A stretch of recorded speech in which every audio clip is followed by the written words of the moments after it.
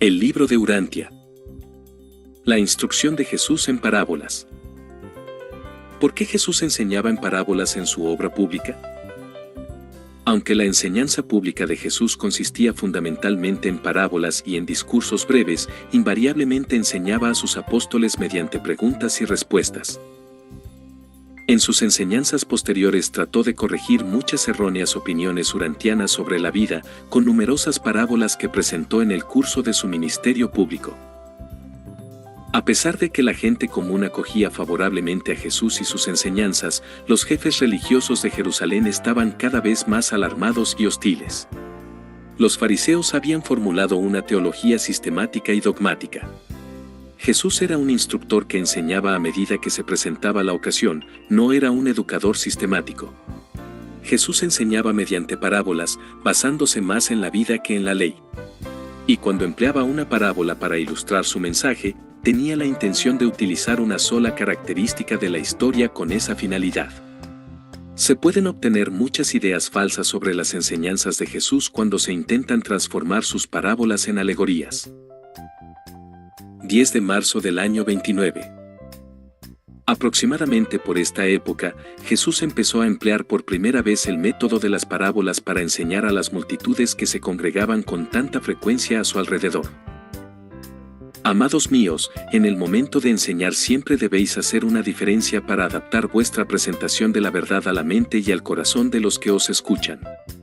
Cuando os encontráis delante de una muchedumbre de intelectos y de temperamentos variados, no podéis decir palabras diferentes para cada tipo de oyente, pero podéis contar una historia para transmitir vuestra enseñanza.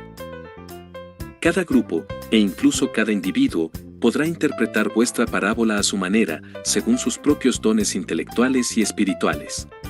Debéis dejar que vuestra luz brille, pero hacedlo con sabiduría y discreción. Nadie enciende un candil para cubrirlo con una vasija o colocarlo debajo de la cama, sino que pone su candil sobre un pedestal donde todos puedan contemplar la luz.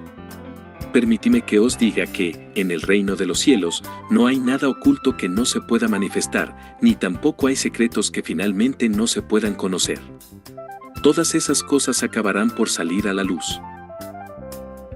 No penséis solamente en las multitudes y en la manera en que escuchan la verdad, prestad atención también a la manera en que vosotros mismos escucháis. Recordad que os he dicho muchas veces, a aquel que tiene se le dará más, mientras que al que no tiene se le quitará incluso lo que cree tener. 1. Jesús aconsejó que no se emplearan las fábulas ni las alegorías para enseñar las verdades del Evangelio. Sí que recomendó la libre utilización de las parábolas, en especial las parábolas relacionadas con la naturaleza.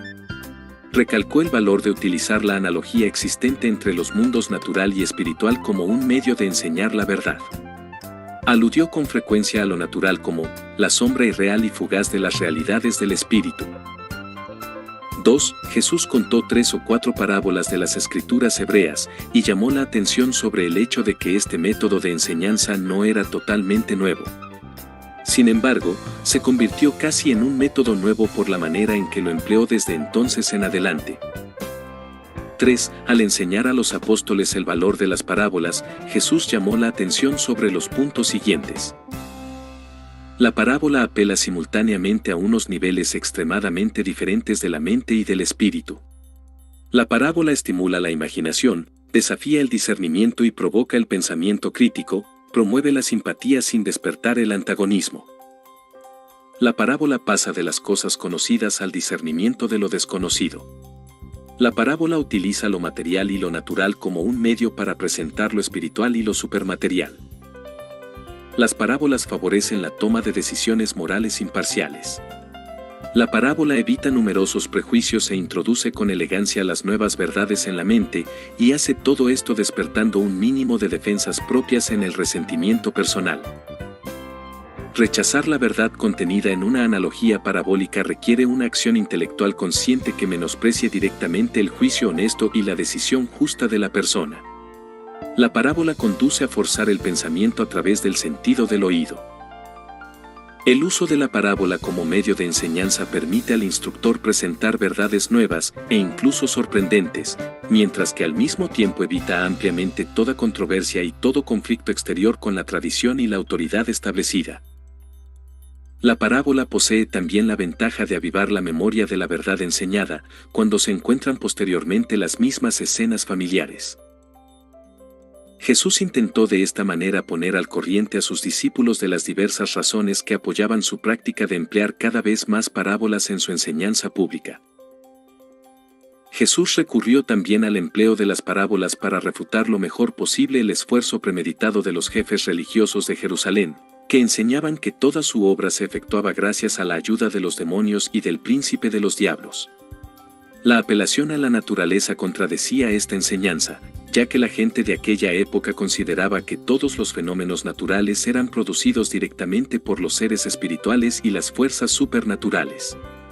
También se decidió a utilizar este método de enseñanza porque le permitía proclamar verdades esenciales a los que deseaban conocer el mejor camino, y al mismo tiempo proporcionaba a sus enemigos menos oportunidades de encontrar motivos para sentirse ofendidos y acusarlo.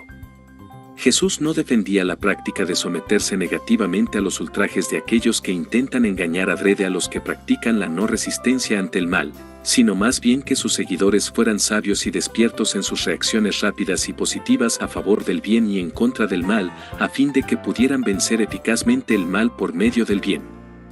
No olvidéis que el verdadero bien es invariablemente más poderoso que el mal más nocivo. El Maestro enseñó una norma positiva de rectitud: si alguien desea ser mi discípulo, que no haga caso de sí mismo y que asuma diariamente la totalidad de sus responsabilidades para seguirme. Él mismo vivió de esta manera, en el sentido de que iba de un sitio para otro haciendo el bien. Este aspecto del Evangelio estuvo bien ilustrado en las numerosas parábolas que más adelante contó a sus seguidores.